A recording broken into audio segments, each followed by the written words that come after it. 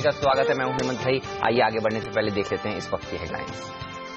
दिल्ली में सुबह 8 बजे से होगी विधानसभा चुनाव के वोटों की गिनती। 14 मतगणना केंद्रों पर गिने जाएंगे 70 सीटों के वोट। सुरक्षा के तगड़े इंतजाम। एग्जिट पोल्स के मुताबिक आपको मिल सकता है स्पष्ट बहुमत। सीएनबीसी आवाज पर आज दिन भर देखिए सटीक विश्लेषण पूरे दिन। 20 की चिंताओं से अमेरिकी बाजार में दबाव। डाउ जोन्स S&P 0.5% गिरकर बंद। एशियाई बाजारों में भी खराब संकेत। एसजीएक्स निफ्टी करीब 0.25% नीचे। और नए फॉर्मूले के बाद ग्रोथ को लगे पंख। सीएसओ ने कहा FY15 में रहेगी 7.5% ग्रोथ। तीसरी तिमाही में 7.5% की रफ्तार से बढ़ेगी इकॉनमी। सीसीआई ने डीएलएफ के खिलाफ दिए ताजा जांच के आदेश। पहली नजर में पाया डीएलएफ में फ्लैट्स की बिक्री में गड़बड़ी। तीसरी तिमाही में कंपनी ने कल देर शाम पेश किए कमजोर नतीजे। और स्पाइसजेट ने शुरू की ऑन द स्पॉट सस्ते किराए की स्कीम। दूसरी एयरलाइंस भी पकड़ सकती हैं सस्ते किराए की राह। यहाँ 8 दिनों से भारतीय बाजार हर रोज गिर रहे हैं और आज भी लगता है कि नवा दिन होगा गिरावट का। एसजीएक्स निफ्टी तो कम से कम इस तरह के संकेत दे रहा है। 8,500 के नीचे आज शुरुआत हो सकती है। 60 अंक नीचे देखिए एसजीएक्स निफ्टी इस समय कारोबार कर रहा है। आप को लेकर जो चिंताएं कल बनी थी भारतीय बाजारों में कि आम आदमी पार्टी की सरकार दरअसल पावर में आ सकती है दिल्ली में, और आज दरअसल काउंटिंग होने वाली है। कल हमने 500 पॉइंट की गिरावट देखी थी और पिछले 60 ट्रेडिंग सेशंस में देखिए 1500 पॉइंट निफ्टी में, माफ कीजिएगा, सेंसेक्स में गिरावट देखी जा चुकी है।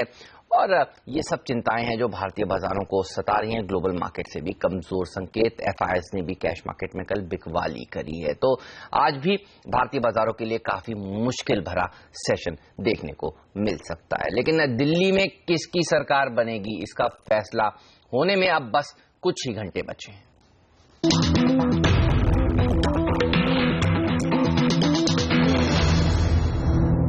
और दिल्ली का ताज किसके सर सजेगा? बाजार हो या राजनीतिक गलियारे, हर जगह यही चर्चा है। अगर एग्जिट पोल्स के नतीजों पर भरोसा करें तो अरविंद केजरीवाल दिल्ली में मुख्यमंत्री बनने जा रहे हैं। सभी एग्जिट पोल्स में आम आदमी पार्टी को भारी बहुमत मिलता हुआ दिख रहा है। कुछ पोल्स ने तो आम आदमी पार्टी को 70 में से 50 सीटें भी दे दी हैं। हालांकि बीजेपी को उम्मीद है कि एग्जिट पोल खरे नहीं उतरेंगे और राज्य में सरकार उन्हीं की बनेगी। तो क्या समीकरण बन सकता है? अगर आम आदमी पार्टी सरकार बनाने में कामयाब हो पाती है तो दिल्ली की राजनीति के लिए ये कितना बड़ा बदलाव होगा? सीएनबीसी आवाज पर आज दिन भर सबसे तेज नतीजे और सबसे सटीक विश्लेषण होगा। हमारे साथ आप जुड़े रहिएगा।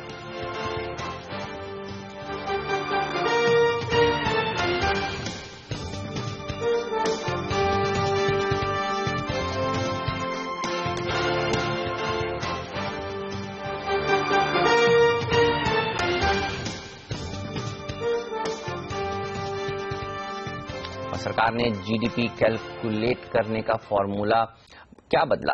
इकॉनमी की तस्वीर ही बदल गई। नए फॉर्मूले के आधार पर सरकार ने अनुमान जताया है कि इस कारोबारी साल में देश की जीडीपी ग्रोथ 7.4% रह सकती है। वहीं तीसरी तिमाही में ग्रोथ 7.5% रहने का अनुमान है।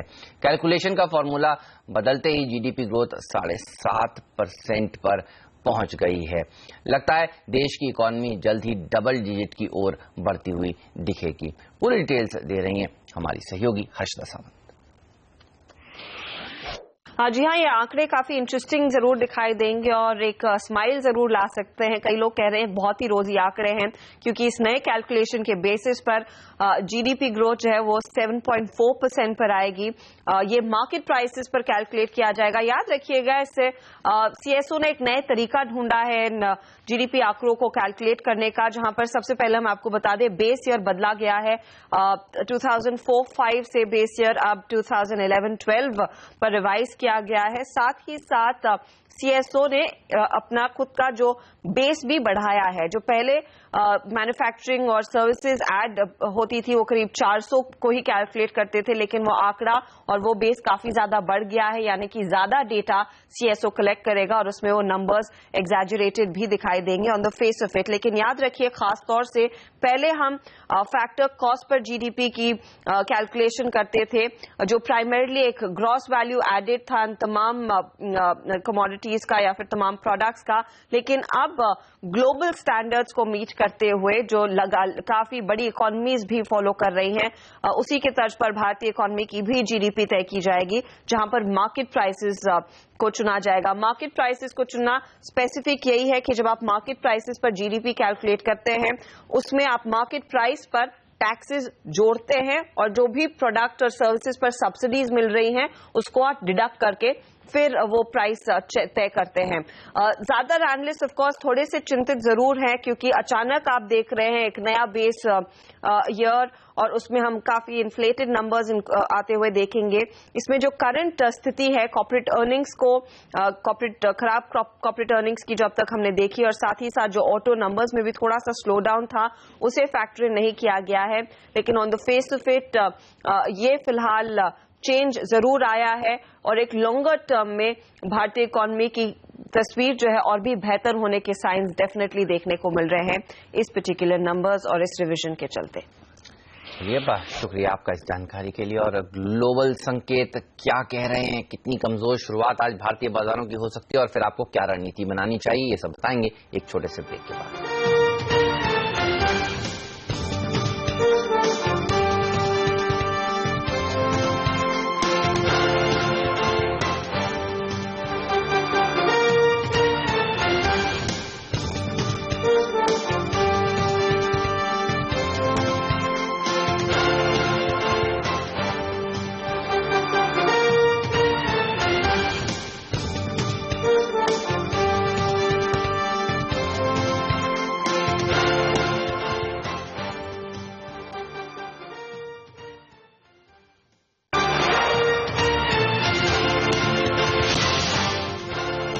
एक और खराब और कमजोर ट्रेडिंग सेशंस के लिए आप तैयार हो जाइए, क्योंकि देखिए ग्लोबल मार्केट से भी कमजोर सेशन ही देखने को मिला है। चलिए सीधे चलते हैं संदीप के पास और जानते हैं यूएस और यूरोप में किस तरह का सेशन देखने को मिला है। संदीप बताइए, कैसा कितना कमजोरी भरा सेशन कल वहां पर था?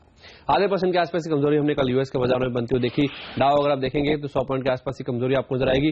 लो लेवल से हालांकि थोड़ी सी रिकवरी जरूर आती हुई देखी, क्योंकि जिस तरह से कच्चे तेल की कीमतों में 2% के आसपास का उछाल देखने को मिला, उससे थोड़ी राहत मिली, क्योंकि एनर्जी शेयरों में काफी अच्छे गेन थे। दरअसल ओपेक ने 2015 के लिए जो मांग का अनुमान है उसमें बढ़ोतरी करी और साथ ही साथ नॉन ओपेक देशों की और यूएस की जो सप्लाई है उसको घटाया। तो इसके चलते हमने देखा क्रूड में थोड़ा सा स्पाइक देखने को मिला, जिससे एनर्जी शेयरों में थोड़ी सी तेजी देखने को मिली, जिसने बाजारों को सपोर्ट किया। लेकिन ओवरऑल खराब खबरें थी। चाहे आप ग्रीस की बात करें, वहां पे अभी भी राहत पैकेज को लेकर अनिश्चितता बरकरार है। फरवरी अंत तक उनको अपनी जो कर्ज की डील है उसे पूरा करना है। और जो नए प्रधानमंत्री उनकी ओर से जो बयान आ रहे हैं वो दरअसल काफी कंसर्निंग थे। उनका ऐसा कहना था कि जो ऑस्टेरिटी प्रोग्राम चल रहा है बेल आउट पैकेज के चलते, उसको वो खत्म करेंगे और ये जो म्याद है फरवरी की जो इंटरनेशनल बेल आउट पैकेज की, उसको वो आगे एक्सटेंड नहीं करेंगे। तो ये कुछ ऐसे बयान थे जिसकी वजह से हमने देखा यूएस के बाजारों में काफी कमजोरी देखने को मिली। और साथ ही साथ चाइना के जो over the weekend trade data आए थे जनवरी महीने में, हमने देखा रिकॉर्ड स्तर पर ट्रेड डेटा निकल के ट्रेड डेफिसिट निकल के सामने आया था। एक्सपोर्ट्स में 3.25%, इंपोर्ट्स में करीब 20% की कमी देखने को मिली। तो उसका भी इंपैक्ट यूएस के मार्केट में देखने को मिला, जिसकी वजह से क्यूमुलेटिवली आधे % के आसपास की कमजोरी लेकर ही कल के ट्रेडिंग सेशन में यूएस के बाजार बंद हुए। यूरोप में भी 1/4 से 5% के आसपास की कमजोरी थी। ग्रीस की चिंताएं तो बरकरार थी, साथ ही साथ एक बार फिर से यूक्रेन में जिस तरह से संकट गहरा रहा है उसकी वजह से हमने देखा डैक्स में सबसे ज्यादा कमजोरी देखने को मिली, क्योंकि इन्हीं कंपनियों का सबसे ज्यादा वहां पे एक्सपोजर है। एनर्जी का डिपेंडेंस काफी ज्यादा है, जिसकी वजह से 0.25% के आसपास की कमजोरी लेके यूरोप के बाजार कल बंद होते नजर आए। और एथेक्स कंपोजिट अगर आप देखें तो जिस तरह के पीएम की ओर से बयान आए थे, वहां पे काफी बड़ी कमजोरी के साथ कल हम देखा कारोबार देखने को मिला। तो उस लिहाज से यूरोप में भी काफी कमजोर ट्रेडिंग सेशन कल के ट्रेडिंग सेशन में देखने को मिला। और एशिया की जहां तक बात है तो चाइना के महंगाई के आंकड़े आने वाले थे, जैसा अनुमान था उससे खराब आंकड़े निकल के सामने आए। तो चाइना में जरूर पॉजिटिव शुरुआत हुई, हुए, लेकिन बाकी ज्यादातर बाजारों में अगर आप देखेंगे तो कमजोरी के साथ ही कारोबार देखने को मिला। और एसजीएक्स निफ्टी भी ऐसे संकेत दे रहा है जिस तरह से ग्रीस की चिंताएं हैं, जिस तरह से चाइना को लेकर कंसर्न्स हैं, आज फिर से कमजोर शुरुआत हो सकती है। और इनफैक्ट दिल्ली के इलेक्शन के नतीजे भी आने तो उसका भी इम्पैक्ट कहीं ना कहीं आज देखने को मिल रहा है। आधे % के आसपास की कमजोरी की इंडिकेशन वहां से भी देखने को मिल रहा है। बिल्कुल शुक्रिया। और चाणक्य का पोल कहता है कि 48 सीट्स आपको मिलेंगी, 22 सीटें ही हाथ लगेंगी शायद बीजेपी के। और अगर ये आता है तो कुछ चिंताएं और बढ़ती हुई नजर आ सकती हैं। देखना यही होगा कि 8500 के नीचे आज क्लोजिंग होती है या फिर हम उसके नीचे जाके सुधर जाते हैं। लेकिन पिछले 60 ट्रेडिंग सेशंस में जिस तरह से 1400 पॉइंट की गिरावट सेंसेक्स में देखी जा चुकी है, क्या सब कुछ खराब खबरें फैक्टर्ड इन है या और गिरावट देखने को मिल सकती है? चलिए इसी पर चर्चा करते हैं। सीएनबीसी आवाज के मार्केट साइट अनिल सिंह भी हमारे साथ जुड़ चुके हैं। अनिल, 7 दिनों से तेज गिरावट भारतीय बाजारों में देखने को मिल रही है। कल भी कैश मार्केट में हमने देखा करीब 660 करोड़ रुपए की एफआईआईज ने बिकवाली करी है। ग्लोबल मार्केट्स भी अच्छे नहीं है, रुपया भी कमजोर हो रहा है। एक भी पॉजिटिव खबर भारतीय बाजारों के लिए आज भी ढूंढने पे नहीं मिल रही है। कैसे ट्रेड करना चाहिए भारतीय बाजारों? बिल्कुल हेमंत, और ऐसा लग रहा है कि सब तरफ से बुरी खबरों का दौर चल रहा है। और उस लिहाज से देखा जाए तो आज सिंगल मोस्ट फैक्टर जो भारतीय बाजारों के लिए काम करता हुआ दिखेगा वो दिल्ली इलेक्शन के रिजल्ट होंगे। और उस लिहाज से शुरुआती कारोबार में काफी हद तक जैसे रुझान आएंगे उसके बेसिस पर बाजार ट्रेड करता हुआ दिखेगा। लेकिन इसके अलावा नतीजे और एफआईआईज के फ्लो दोनों ही फ्रंट पर खबरें खराब है। ग्लोबल मार्केट्स को एक बार की छोड़ भी दें कि वहां पर ठीक है थोड़ी बहुत बिकवाली है, थोड़ा बहुत कमजोरी का माहौल है और इस वक्त हम ग्लोबल मार्केट्स को फॉलो ज्यादा कर नहीं रहे। तो तीनों फैक्टर जो भारतीय बाजारों के लिए, चाहे वो पॉलिटिकल सिचुएशन के हों या फिर एफआईआईज के फ्लो और नतीजे, तीनों ही नेगेटिव दिख रहे हैं। तो सिर्फ एक ही उम्मीद की जा सकती है कि लगातार 8वां दिन अगर कमजोरी का होगा तो आप कुछ हद तक मान सकते हैं कि बाजार ओवरसोल्ड होते हुए दिख रहे हैं। लेकिन कल जिस तरह से पोजीशंस बनती हुई दिखी है वायदा कारोबार में, वो बता रही कि 8500 को जो हम मानकर चल रहे थे कि एक स्ट्रॉन्ग सपोर्ट है और वहां पर हाईएस्ट ओपन इंटरेस्ट बना हुआ है पुट्स में, वो भी शिफ्ट होकर नीचे की तरफ 8300 पर जाता हुआ नजर आ रहा है। यानी कि डाउन साइड रिस्क खुलने के आसार तो दिख ही रहे हैं, इसमें कोई डाउट नहीं है। तो ऐसे में काफी हद तक इस बात पर डिपेंड करेगा कि इलेक्शन के रिजल्ट कैसे आते हैं। और उस लिहाज से अगर इलेक्शन के रिजल्ट बहुत बुरे ना हो तो फिर आपको थोड़ी बहुत शॉर्ट कवरिंग 8500 के आसपास आती हुई दिख सकती है। और वहां पर 8 दिनों की कमजोरी के बाद लोग खरीदारी थोड़ी बहुत सेलेक्टिवली कर सकते हैं। तो अब एक बड़ी और इवेंट बाहर निकल जाने के बाद थोड़ी बहुत सेलेक्टिवली खरीदारी, थोड़ी शॉर्ट कवरिंग होने की संभावना है। लेकिन अल्टीमेटली तेजी तभी बनेगी जब एफआईआईज के फ्लो आपको पॉजिटिव होते हुए नजर आए। तो काफी हद तक आज इस बात पर डिपेंड करेगा कि क्या 8 दिनों की कमजोरी के बाद एफआईआईज के फ्लोज पॉजिटिव होते हैं या फिर वो अपनी शॉर्ट्स को कवर करने की कोशिश करते हैं, जो कि आज के आंकड़ों में दिखेगा। लेकिन लग रहा है शायद इन लेवल्स के आसपास थोड़ा बाजार सपोर्ट लेने की कोशिश करे। चलिए शुक्रिया। एलएनटी, टाटा स्टील, गेल, अपोलो टायर, ये तमाम ऐसी कंपनियां जिन्होंने कल बेहद कमजोर नतीजे पेश किए थे और आज भी अब अर्निंग सीजन जो चल रहा है भारतीय बाजारों में उससे भी भारतीय बाजारों को जूझना पड़ेगा। लेकिन फर्स्ट हाफ काफी वॉलेटाइल रह सकता है। 8 बजे से दरअसल रुझान आने शुरू हो जाएंगे, 11 साढ़े 11 बजे तक थोड़ी बहुत क्लैरिटी होगी और 1 बजे तक साफ हो जाएगा कि कौन सरकार बनाता है और कितने स्पष्ट बहुमत किस पार्टी को मिलता है। तो फर्स्ट हाफ काफी वॉलेटाइल रह सकता है। निफ्टी में फिर आपको किस तरह से आज ट्रेड करना चाहिए, चलिए इसी पर रणनीति बनाते हैं। हमारे साथ manasjaiswal.com के मानस जायसवाल जुड़ चुके हैं। हाय मानस, गुड मॉर्निंग। बताइए कैसे ट्रेड करेंगे? और अब चर्चा हो गई है कि 8300 से एक नया सपोर्ट लेवल है, यहां तक कमजोर हो सकता है निफ्टी। पेसिमिज्म हर तरफ बढ़ता जा रहा है। देखिए, मेरा मानना है कि ऑलरेडी 50% करेक्ट हो गया है। तो यहाँ पर 8 दिनों की गिरावट के बाद शायद लोअर लेवल्स पे थोड़ा बाइंग इंटरेस्ट आना चाहिए। तो फिलहाल तो काफी कुछ डिपेंड करेगा इलेक्शन रिजल्ट्स पे, बट अगर हमें एक कॉल लेना हो तो यहाँ पर शॉर्ट करने की राय नहीं रहेगी। मैं समझता हूँ कि एक छोटा स्टॉप लॉस करीब 8475 के आसपास लगाएं और बाउंस बैक की उम्मीद करें। ये जरूर है कि थोड़ा वेट कर लें। अगर निफ्टी 85 और 35 के ऊपर निकले तब वहां पर लॉन्ग पोजीशन क्रिएट करें। 8475 का स्टॉप लॉस रखें। टारगेट कहीं ना कहीं 8625 के होंगे। चलिए शॉर्ट पोजीशंस नई ना बनाएं, गिरावट में खरीदारी करें, मानस यही कहते हुए। शुक्रिया मानस इस जानकारी के लिए। वक्त है फिलहाल एक छोटे से ब्रेक का। ब्रेक के बाद आपको बताएंगे वो स्टॉक्स जहां पर आज आपकी नजर होनी चाहिए, कौन सी वो कंपनियां जिनके परिणाम आज आने वाले हैं, और ये भी बताएंगे कल जिस तरह से तेज गिरावट रुपए में देखने को मिली, एक ही दिन में आप देखिए 47 पैसा टूट गया। आज रुपए की चाल कैसी रह सकती है और क्या स्ट्रैटेजी बनानी चाहिए, ये सब एक छोटे से ब्रेक के बाद।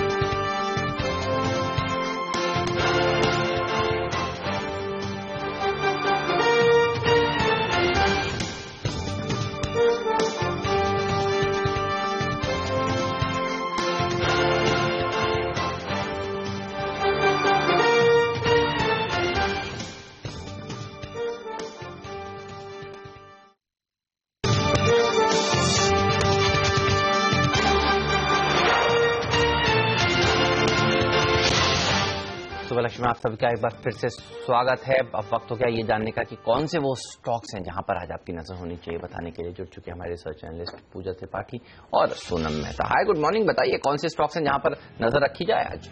Good morning. शुरुआत नतीजों के साथ करेंगे। आज ABB, Aditya Birla Nuvo, BEML, Cadila health, SR oil, Hexaware, J navigation, JP associates, Mahindra forgings, Motherson Sumi, Suven life, United Bank of India, Tara jewels अपने तिमाही नतीजे घोषित करेंगे। तो इन सारे काउंटर्स पे आपकी नजर होनी चाहिए। डीएलएफ ने कल मार्केट आज के बाद अपने तिमाही नतीजे घोषित किए, जो ऑपरेशनली तो स्ट्रॉन्ग परफॉर्मेंस कहा जा सकता है, लेकिन सेल्स में अभी भी पिकअप नहीं आया है और टैक्स एक्सपेंस कंपनी का कम रहा है। इसके कारण मुनाफे के आंकड़े पर कम दबाव बना है। मुनाफे में 9% की गिरावट आई है। रेवेन्यूज में 5% की गिरावट देखने मिल रही है। ऑपरेशनली स्ट्रॉन्ग परफॉर्मेंस 40.6% के मार्जिन डिलीवर किए हैं पिछले साल के 29.7% के मुकाबले। अब बात करते हैं जेके टायर्स की नतीजों की। यहाँ पर काफी अच्छे नतीजे पेश किए हैं कंपनी ने, और जो मैक्सिको सब्सिडरी है कंपनी की, उससे काफी ज्यादा मदद मिलती हुई दिखाई दी है इस तिमाही। यहाँ पर मुनाफे में 50% से ज्यादा का जंप इस बार देखने को मिला है और बिक्री में भी 7% की बढ़त देखने को मिली है। डीएलएफ के काउंटर पर नजर, जहाँ पे CCI competition commission of India ने डीएलएफ के खिलाफ नई जांच का आदेश दे दिया है। यहाँ पर गुड़गांव में हाउसिंग यूनिट्स की बिक्री के नियम या फिर कानूनी उल्लंघन करने का आरोप लगाया गया है, जहाँ पे कंपनी ने अपनी डोमिनेंट पोजीशन का इस्तेमाल किया है। आईसीआईसीआई बैंक के काउंटर भी आज आपके रडार पर होना चाहिए। आज 11:30 बजे बैंक एक बड़े स्ट्रैटेजिक अनाउंसमेंट की घोषणा कर सकती है, तो इस पर हमारी नजर रहेगी। सिप्ला के काउंटर पर नजर, एक पॉजिटिव खबर आती हुई, जहाँ पे सिप्ला के यूके आर्म ने जेवी कर ली है 2 मोरक्कन कंपनीज के साथ। ऑलरेडी ये दोनों कंपनियां तो सिप्ला के एग्जिस्टिंग पार्टनर्स थे ही, लेकिन यूके आर्म अब इस जेवी में लगभग 60% की हिस्सेदारी रखेगा और सिप्ला का आर्म इसमें लगभग $15 मिलियन का निवेश भी करेगा। और आखिर में एमआरपीएल और ओएनजीसी काउंटर भी आज आपके रडार पर होने चाहिए। यहाँ ओएमपीएल, जो कि ओएनजीसी और एमआरपीएल की ज्वाइंट वेंचर है, उसमें एमआरपीएल ने अपना हिस्सा 3% से बढ़ाकर करीब 46% कर दिया है। शुक्रिया आप दोनों का। तो ये तमाम शेयर हैं जहां पर आज आपकी नजर जरूर होनी चाहिए। लेकिन कल डॉलर के मुकाबले रुपया 47 पैसे कमजोर हुआ एक ही दिन में। जी हां, आप देखिए 4 हफ्तों के निचले स्तर पर पहुंच गया। 16 दिसंबर 2014 के बाद एक दिन की सबसे बड़ी गिरावट है। काफी चिंताएं बनी हुई थी रुपए के बाजार में। कल हमने देखा जिस तरह से इक्विटी मार्केट कमजोर था, आपको लेकर आने की बात कह रहे थे एग्जिट पोल्स, इसके चलते भी थोड़ा सा प्रेशर बना। इसके अलावा कच्चे तेल में जो बाउंस देखने को मिला और डॉलर इंडेक्स जो स्ट्रेंथन हुई है दूसरी करेंसीज के मुकाबले, आप देखिए कल ज्यादातर इमर्जिंग मार्केट की करेंसीज में दबाव के साथ ही कारोबार हो रहा था। तो आज एक रिलीफ रैली देखने को मिल सकती है, दबाव और बढ़ सकता है। इसी पर चर्चा करते हैं। हमारे साथ एसएमसी ग्रुप ऑफ कंपनीज के रवि सिंह जी जुड़ चुके हैं। रवि जी, स्वागत है आपका सीएनबीसी आवाज पर। ये बताइए आज रुपए को किस तरह से ट्रेड करना चाहिए, क्या रेंज देख रहे हैं आप? देखिए, इस समय अगर रेंज देखें हेमंत जी, तो मुझे लगता है कि एक बार को 61.95 से 62.30 के बीच में आपको रेंज देखने को मिल सकती है। फर्स्ट ओपनिंग जो है वो थोड़ी सी एक वीक हो सकती है, 5 से 8 पैसा, लेकिन फिलहाल इस समय डोमेस्टिक फंडामेंटल काफी स्ट्रांग है। ये जरूर है कि इलेक्शंस की वजह से एक जो रिजल्ट का जो एक गैप था वो यहाँ पर फिल हुआ, जिसकी वजह से यहाँ पर रुपये में वीकनेस देखने को मिली। बट ओवरऑल अगर ऑल करेंसीज से कंपैरिजन करें तो थोड़ी सी स्ट्रेंथ आपको आज सेकेंड हाफ में देखने को मिल सकती है। तो यहाँ पर एक सेल की स्ट्रैटेजी रखें। टारगेट के हिसाब से देखें तो 61 रुपए 90 से 95 पैसे तक का लेवल देखने को मिल सकता है। क्लोजिंग का स्टॉप लॉस के हिसाब से देखें तो 62.35 का लेवल के ऊपर अगर सस्टेंड होता है तो एक बार को वीकनेस हो सकती है, तो वहां के स्टॉप लॉस लेके आप शॉर्ट कर सकते हैं। और कच्चे तेल को किस तरह से ट्रेड करना चाहिए आज? देखिए, कच्चे तेल में देखें तो टेक्निकली काफी अच्छे ब्रेकआउट्स हैं। इस समय फंडामेंटली बहुत ज्यादा साउंड नहीं है कुछ, तो यहाँ पर जरूर है कि एक गिरावट में इंट्राडे के हिसाब से अगर आपको करना है तो यहाँ पर आप 3280 से 3270 के लेवल पे आप 20 से 25 पॉइंट का स्टॉप लॉस डाल के आप एक बार बाइंग पोजीशन बना सकते हैं। लेकिन बहुत लंबा टारगेट ना रखें। 3360 रुपए से 80 रुपए का टारगेट मिलता है तो वहां पर निकल जाए। बहुत ज्यादा अपसाइड मोमेंटम आने के चांसेस थोड़े कम है, लेकिन रेंज बाउंड दायरा होगा तो इंट्राडे ट्रेडर उसका फायदा उठा सकते हैं। और इसके अलावा और कोई कमोडिटी जहां पर आप बुलिश या बेरिश है? एक सिल्वर में थोड़ा सा यहाँ पर एक स्ट्रेंथ देखने को मिल सकती है, तो 37,500 के लेवल पे आप उस पर बाय करके चल सकते हैं। आप साइड के टारगेट के हिसाब से देखें तो एक बार 38,200 से 500 तक के टारगेट आपको आने वाले कुछ वीक में देखने को मिल सकते हैं। और स्टॉप लॉस के हिसाब से देखें तो 37,300 का एक स्टिक स्टॉप लॉस लेके चलना चाहिए। शुक्रिया रवि जी, ये रणनीति हमें सुझाने के लिए। आइए अब देख लेते हैं एसजेएक्स निफ्टी किस तरह से ट्रेड कर रहा है। यहाँ पर दबाव के साथ आज बाजार खुलते हुए दिखेंगे 8,500, ये सपोर्ट जिसकी बात सब कर रहे थे उसी के आसपास देखिए एसजेएक्स निफ्टी पहुंचता हुआ दिख रहा है। देखिए इलेक्शंस के जो गिनती है वो 8 बजे से शुरू हो जाएगी और उसके बाद परिणाम आने शुरू होंगे, रुझान आने शुरू होंगे और उसको लेकर थोड़ी सी वॉलिटिलिटी आज फर्स्ट हाफ में जरूर देखने को मिल सकती है। जिस तरह से 60 ट्रेडिंग सेशन से 1400 पॉइंट सेंसेक्स टूट चुका है, देखना होगा आज का दिन भारतीय बाजारों के लिए किस तरह का रहता है। लेकिन ऐसे में आपको रणनीति क्या बनानी चाहिए, कौन से वो 20 स्टॉक्स हैं जहां पर आपको फोकस करना चाहिए। नीरज और आशीष हमारे साथ जुड़ेंगे ब्रेक के उस पार और लेकर आएंगे स्टॉक 2020। मुझे दीजिए इजाजत, नमस्कार।